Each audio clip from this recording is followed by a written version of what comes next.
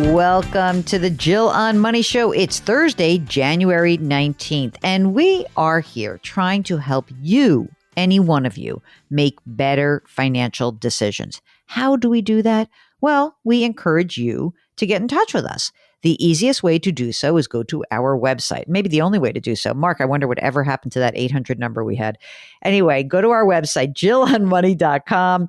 Click the Contact Us button. We moved to this system when we got so many drunk dials after weekends of radio. Remember that? That was so funny. We used to get the same freaking guy every weekend. I mean, he listened to us, I guess, or he had somehow, it's like we were in his phone. But anyway, don't call us because we don't have the number anymore. Or maybe CBS is probably still paying for that number. Who even knows? JillOnMoney.com. That is where all of our content lives, including where you can pre-order the book, The Great Money Reset. The book will be dropped next week. It's happening, gang.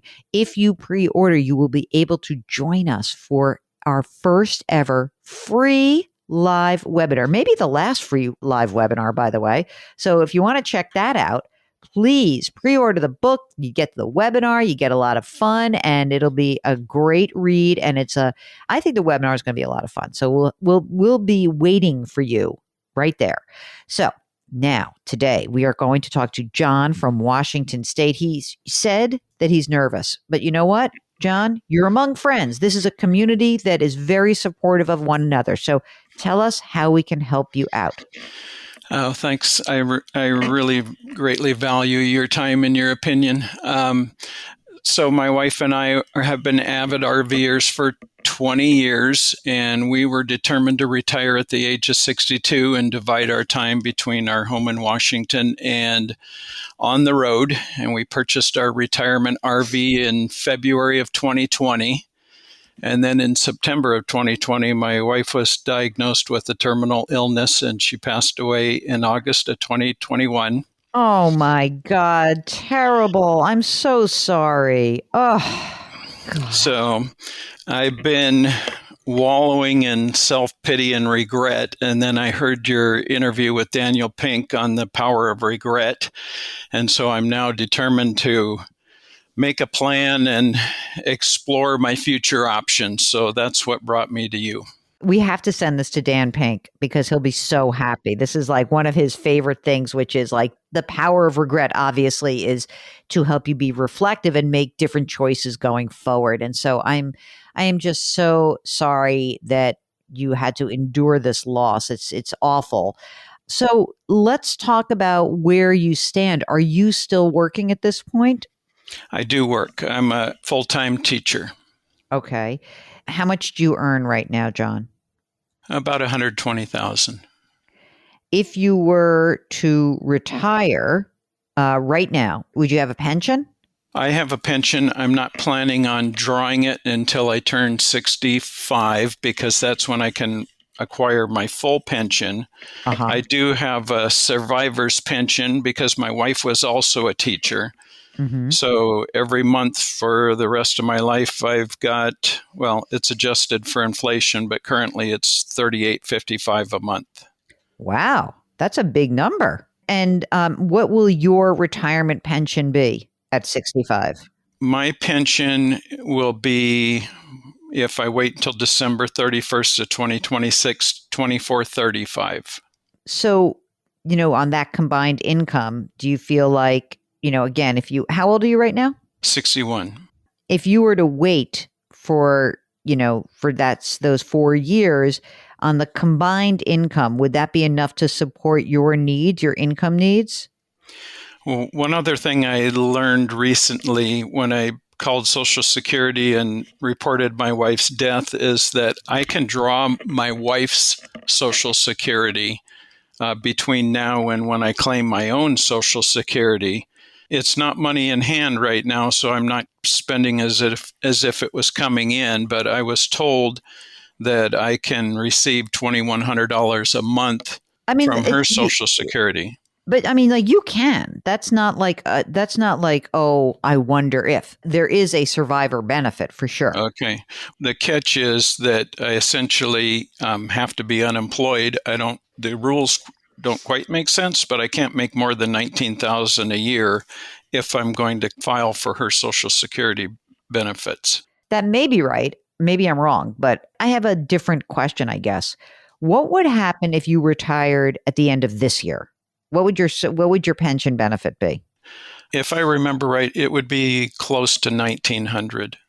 I mean, so you take a $500 a month haircut, but you still have $3,855 a month from your wife's pension, right? Right.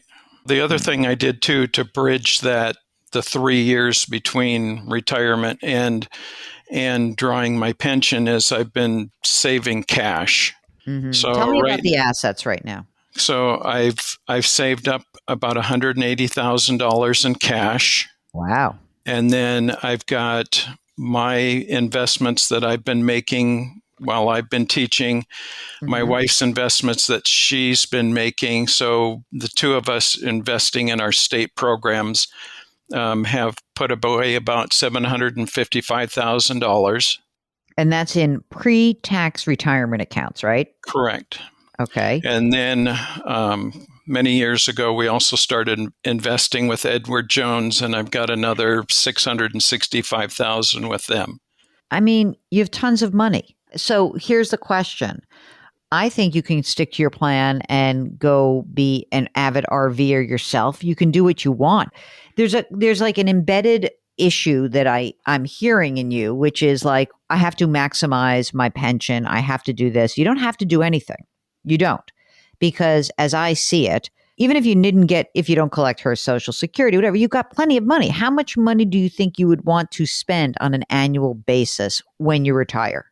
I really haven't thought that far ahead. I know my break-even point right now is about $2,500, and I have to plan in another $765 for healthcare. Let's pretend something. Let's do a thought experiment. 2,500, let's say 1,000, another 1,000 for healthcare. Okay. Just for now. Then let's say how much more for fun? Your break even when you're talking about just like your food and your like utilities, like that's where you are, right? Yes. Okay. So do you think if I said $5,000 a month, does that sound like a lot to you or a little to you? That sounds like a lot. All right, good. Let's use $5,000. So right now, if you wanted to essentially say, call it quits at the end of this year, you could easily on $5,000 a month. I mean, you have plenty of cash. You have money in brokerage. You have money in retirement. You could spend it down. You could have fun. Now, you may be freaked out by that, but I'm going to tell you right now, you have a get out of the workforce free card to play if you want to. In terms of feeling pity or whatever, you are allowed, you are entitled to have a grieving process. And I think that for a lot of people who lose a spouse so young, it is disorienting, it is exhausting, and it's hard to do anything besides feel sorry for yourself and just feel rotten. So that is normal. And that may continue for a while. For some people, having the workplace is a way to kind of maintain like some normalcy in your life. Do you think that that's kind of where you are? Yes, that is true. But just as an experiment, this past summer, I spent the entire summer in Oregon RVing, and I actually really enjoyed it. It's the first little bit of fun I've had in a year and a half. Oh, come on, dude. Let's do it. Let's do it. How much notice do you have to give? We roll up to the next year in August, so I just have to let everybody know before August, but I would do it well before then because my position is difficult to replace. So, Mark, do you agree that John should like move on and have some fun? Financially, there's absolutely no issue. This is just, when the time is right, the time is right. So here's what I would say to you. You're doing what you should do. I do think having, and by the way, if you retire at like next year when you're 62, right? you'll have income because you're going to have, I mean, if this 19 grand rule is real, which I really can't remember this, but I could have sworn that a survivor benefit is not limited, but it may be until you reach your full retirement age and you are working. And I don't know if pension income counts. So I would have an appointment at a Social Security office to just, let's close the loop on that. Let's say you do not get her Social Security. You're receiving her survivor pension right now. Let's say in a year from now that her survivor pension, the $38.55 a month, plus your own pension, which let's call it $2,000 a month, that's taxable. I get it. It's, $5,800 a month, but use your cash to bridge that gap and don't look back. You can do this. So do you think that you could give yourself permission to do this after your experiment in August? I would encourage you to do it because I think that it could be that this is part of your healing process. It really could be. It could be that metaphorically, or if you're a believer, your wife is along for you on this ride and you want to take the ride. And thankfully, you guys worked hard enough to be able to finance that ride. I'm sorry it will be just you in the beginning part of this, but you never know. Things could change. And I think you got to do it. Or at least I think you should give yourself permission to do it. Thank you. That's what I'm looking for.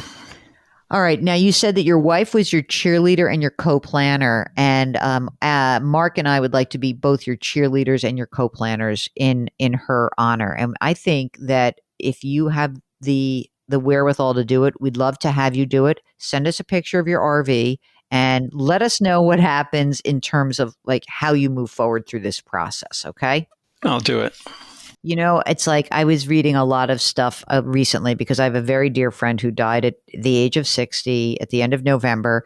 And I've been reading a lot of things about grief. And I want to tell you two things that really resonate. Anderson Cooper has an unbelievable podcast about grief that he released.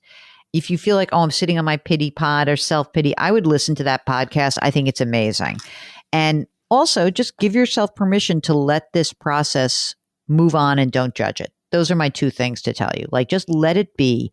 You will experience different things at different times, but I think that you are sounding like you're ready to make a big decision, and we would love to see you do that and move through this process. It's not over. It's like a process, right? So you're just moving through it, and this will be your next phase. And we are looking forward to see what happens next for you, okay? Thank you very much. All right. If you are going through a major life transition, like John, we'd love to talk to you. We want to help you have that permission structure. We want you to give yourself permission.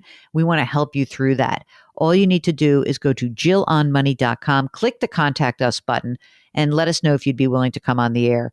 It's funny, Mark, when I wrote the book, The Great Money Reset, we were talking a lot about the pandemic, but also so much of the book is predicated on situations like John's, where some seismic event occurs and it makes you rethink your previous plan. And I think that many people are in this situation, and we really would love to see you go through this process and have a good financial game plan alongside it. So if that's you, go ahead and pre-order The Great Money Reset. Get in touch with us. Let us know how we can help you out, because this is truly a gift that you give to us, and we are never going to take that for granted. Put your hands metaphorically on John's back today. I want everyone in this community to think about John. Got it? Good. All right. I was going to cry a little bit almost. Change your work, change your wealth, change your life. Thanks for listening. We'll talk to you tomorrow.